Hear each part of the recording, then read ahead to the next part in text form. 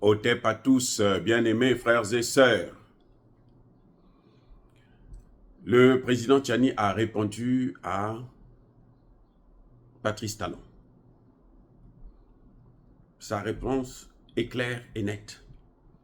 Et je crois que je vous l'avais déjà dit.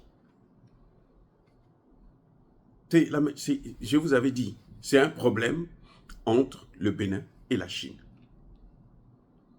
Oui, c'est un problème entre le Bénin et la Chine. Jusqu'à preuve de contraire.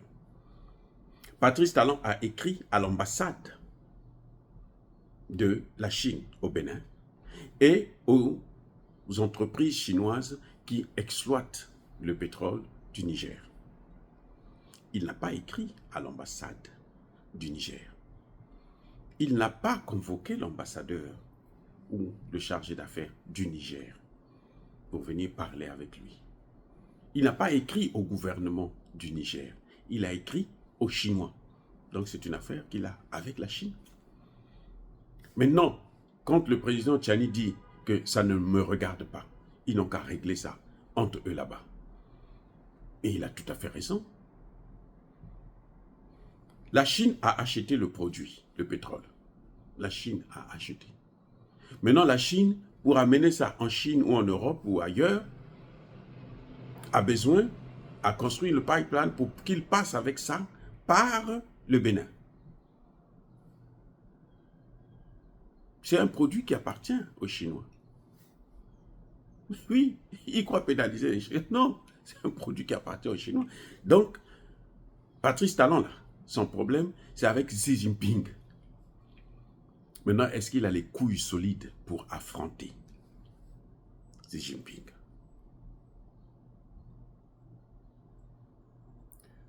Il ne faut pas se mettre à dos le géant chinois.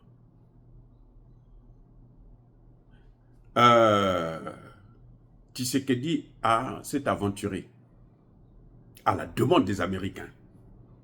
Non, il faut annuler ce contrat. Ce qu'on appelait le contrat du siècle. Il faut l'annuler. Ah bon? Bon, ok. Moi, je veux partir. Il est allé en Chine. La réalité, là, quand on a mis les papiers, les dossiers sur la table, il faut sortir maintenant l'argent. Tshisekedi n'a pas pu. Il était coincé. Les Américains n'ont pas d'argent. Vous comprenez? Si les Américains et les Français avaient les moyens, ils auraient dû sauver le port de Cotonou. Il n'y a plus d'activité au port de Cotonou. C'est le pétrole du Niger qui relance encore une partie de l'activité. Mais, attendez, Patrice Talon est devenu fou. Voyez comment un homme est en train de s'auto-détruire. Le problème, c'est que s'il s'auto-détruit lui-même, c'est pas grave. Mais il est en train de détruire un peuple, un pays. Nos frères du Bénin, nos sœurs du Bénin, nos mères, nos pères, nos enfants du Bénin. Ça ne se fait pas. C'est ça qui est emmerdant. Sinon, si c'était que lui, on s'en fout. Je vous ai déjà dit, le Bénin ne peut pas être, le Niger ne peut pas être pénalisé par la fermeture de la frontière avec le Niger, par le refus du Niger d'utiliser, de faire passer le refus du Bénin de recevoir le pétrole du Niger. Non, le Niger ne peut pas être pénalisé pour ça, parce que le Niger a une alternative. Le Niger peut passer par le Cameroun via le Tchad. Il y a déjà un pipeline entre le Tchad et le Cameroun. Donc il suffit d'ajouter quelques kilomètres, ça peut se faire en 6 mois, 1 an. Et qui va perdre?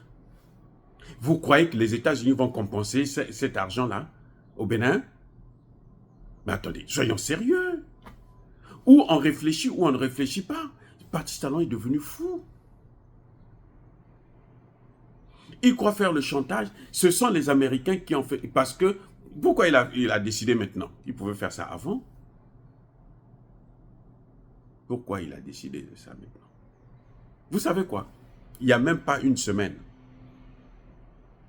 il y a des Nigériens qui étaient justement au Bénin pour régler tous les détails.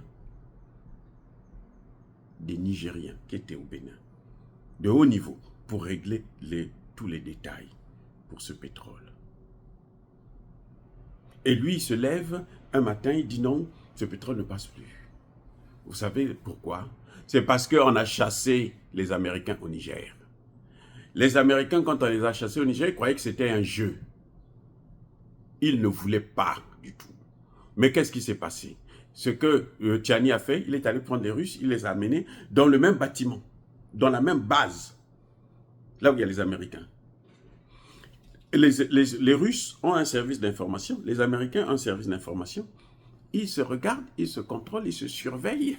Et les Américains surveillent les Russes surveillent les Américains. Et les Américains savent qu'ils sont indésirables dans ce pays. Donc, en cas d'eux, eh ben, c'est eux qui vont prendre le coup. Maintenant, pour se venger contre le Niger, ils veulent sacrifier le Bénin. Écoutez bien, je dis bien, ils veulent sacrifier le Bénin. C'est ce qu'ils ont toujours fait. Pour leurs problèmes, là, ils prennent des fusibles, ils sacrifient. Oui, pour avoir le Sahel, pour occuper le Sahel, ce qu'ils ont essayé de faire, qu'est-ce qu'ils ont fait? Ils ont sacrifié la Libye. On a détruit la Libye, là. C'était pour le Sahel. Lui, il y avait le pétrole libyen aussi. Mais l'objectif aussi, le deuxième objectif, là, c'était le Sahel. On sacrifie la Libye, comme ça, de la Libye, là, on fait rentrer les terroristes au Sahel. Nous devons prendre l'Afrique. Et là, dans cette affaire, les Américains veulent sacrifier, je dis bien sacrifier, les Américains, les Français, bien sûr, sacrifier le Bénin. Depuis que le Bénin, il y a eu ces sanctions, la fermeture des frontières, là, vous avez entendu les Américains donner au Bénin l'argent pour compenser les pertes. Je vais vous dire une chose. Le Bénin reçoit, c'est-à-dire que le PIB du Bénin, là, 25% de ce PIB-là vient du port, des activités du port, et notamment des relations, des activités qui sont dues à l'utilisation de ce port par le Niger. 25%. Et ça, si vous savez, c'est combien? C'est 4 milliards de dollars. Environ. Donc la fermeture de la frontière, là, du port, là, ça fait perdre au Bénin 4 milliards. Le pétrole, le pétrole qui passait par là devrait compenser parce que c'est des millions que le Bénin devrait recevoir. Ça devait compenser une partie en tout cas. Là encore, les Américains viennent dire non, non, non. Croyons pénaliser les sanctions. Tout ce qui est sanction aujourd'hui est en train de montrer que les sanctions, c'est ce qui permet à un pays de se développer. Ah, je reprends. Les sanctions, ça permet à un pays de se développer. La Russie, aujourd'hui, à cause des sanctions américaines et européennes, est devenue la 5e puissance du monde. La Russie est passée au-dessus de l'Allemagne. Maintenant, elle est en train de...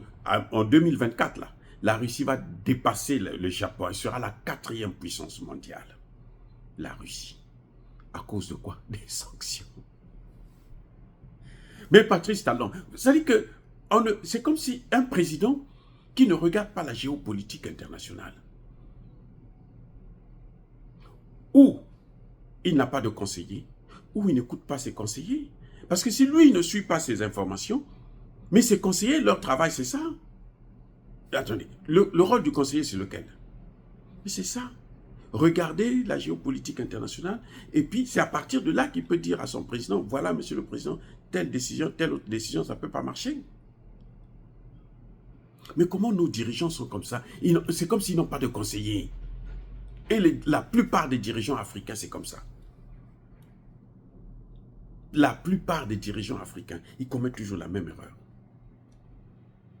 Regardez, Alassane Ouattara, il veut un 4e mandat. Il ne sait pas que ce 4e mandat-là, ça peut même c'est ce qui va le détruire complètement.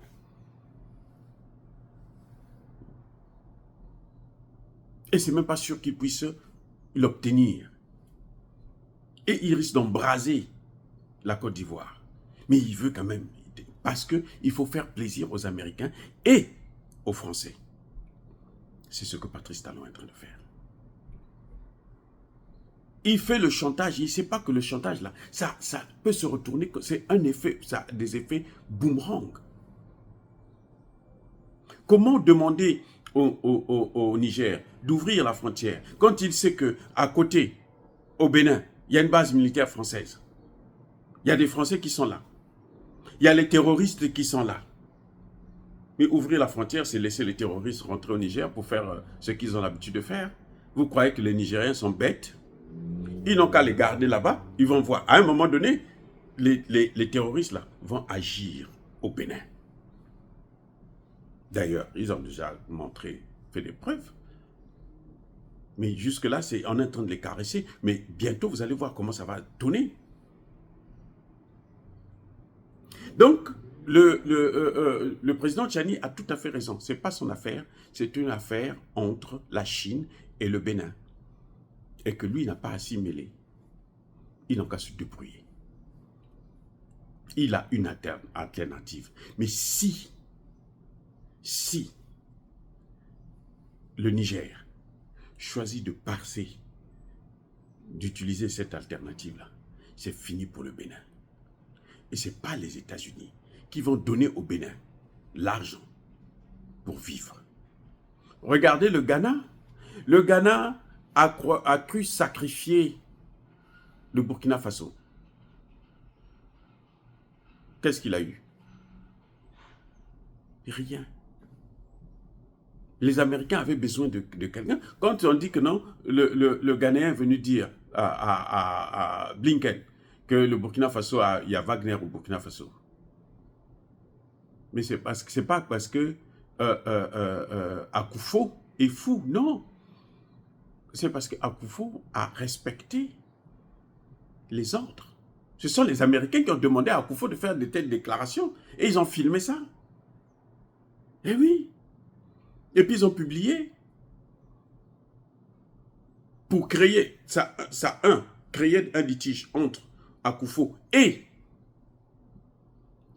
Traoré. Parce que c'est ça qu'ils aiment. Partout là où ils passent, là, entre les frères, on vous divise. Parce que c'est comme ça qu'ils peuvent vous contrôler.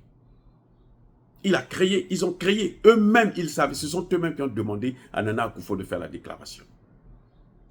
Et puis voilà, les deux frères se séparent. C'est ce qu'ils sont en train de faire au Congo démocratique. On sépare le Rwanda du reste de l'Afrique centrale. Les Rwandais sont indésirables partout. Mais vous voyez comment ça soulève un tollé au Congo-Brazzaville? Eh oui, les Rwandais sont indésirables. Si c'était d'autres gens, peut-être que ça n'allait pas faire soulever tout ce tollé, mais au Congo-Brazzaville, ça soulève un tollé parce que ce sont des Rwandais. Les gens ont vu ce qu'ils sont en train de faire au Congo démocratique. Et les Américains adorent ça. Ils ne vivent que de ça. Parce que quand vous vous battez là, vous allez acheter des armes chez eux. Ils ont du travail. Vous leur créez des emplois ici. Vous regardez la Russie et l'Ukraine. Les Russes et les Ukrainiens, tous là, ce ne sont pas des Blancs. Ce sont des Slaves. Selon eux, hein. Nous, on pense que c'est comme les Arabes. Les Blancs disent que ce sont des beurs. Ce ne sont pas des Blancs. En Amérique latine, là, on dit que ce sont des Hispaniques. Ce n'est pas des Blancs. Donc, ils vous divisent. Les Russes et les Ukrainiens sont des Slaves. C'est la même souche. C'est comme les Arabes. Les Iraniens, les Algériens, les Tunisiens et autres. C'est la même souche. Mais on les sépare, on les divise. ils ont créé la guerre entre l'Iran et l'Irak, ils ont créé c'est-à-dire que partout là où ils passent, ce n'est que ça. Maintenant, ils sont en train de créer... En Afrique, on n'avait pas de problème. Tous ces pays-là disent, mais pourquoi on a créé la CEDEAO? C'est parce qu'ils s'entendaient très bien. Et eux, ils sont en train de diviser. Et les gens comme les Patrice Talon viennent enfoncer le clou, viennent les aider. Voilà. Au mépris de leur propre population. Que Patrice Talon se ressaisisse. Parce que ce qui va arriver là, ça va être plus grave. Il n'est pas en train de pénaliser le Niger, il est en train de pénaliser le Bénin. C'est la population béninoise qui va payer le prix. Dire cela, c'est inciter à la haine ou à la violence, non. Soyez bénis, abondamment bénis par le Dieu des Kémites et par nos ancêtres angélisés, mais que tous ceux qui persécutent le continent africain le pillent et le déstabilisent, qu'ils soient noirs, blancs, chinois, arabes, juifs, indiens ou qui qu'ils soient punis, maudits, foudroyés, neutralisés, écrasés, effacés par le Dieu des Kémites et par nos ancêtres angélisés. Vive l'Afrique éternelle, j'ai dit et j'assume.